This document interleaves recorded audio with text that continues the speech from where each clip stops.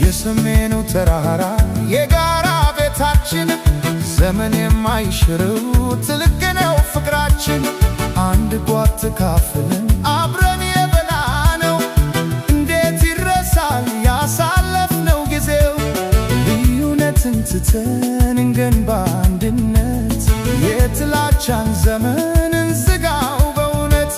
ሰላም ሰላም ለሰሜኑ ሰማይ አማራና ትግሬ ከፍቶት ከቶ አይታይ አይታይ አይታይ።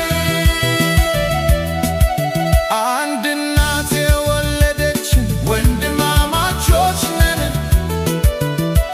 ፍቅር ነው መፍትሄ ዛሬውኑ እንመን። ዛሬ ነው ሰላም አሁን ነው ሰላም አንድነት ነው ኃይላችን።